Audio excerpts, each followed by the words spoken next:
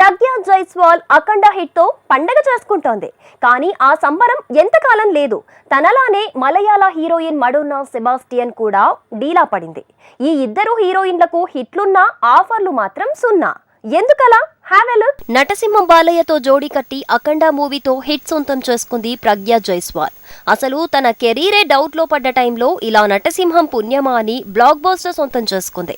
Glamour ఉంది, performance తో ఆకట్టుకుంది. అయినా ప్రగ్యాకి మొదటి నుంచి ఆఫర్లు అందని ద్రాక్షి. అతి కష్టం మీద అఖండ లాంటి ఆఫర్ రావటం, వెంటనే హిట్ అవ్వటం జరిగింది.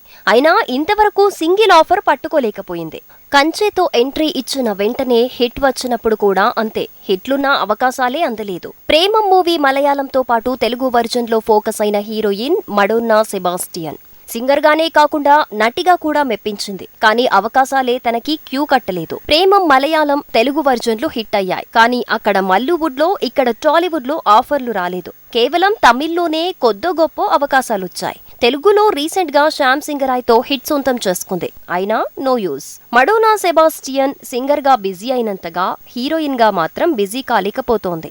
చేతిలో 2 ఆఫర్లు మాత్రమే ఉన్నాయి. అవి కూడా తమిళ ప్రాజెక్టులే. మీనాక్షి చౌదరి తెలుగులో వెలిగింది. ఇచ్చట వాహనాలు నిలుపరాదు అంటూ ప్రయోగం చేసింది. అది వర్కౌట్ అయినా నో యూజ్.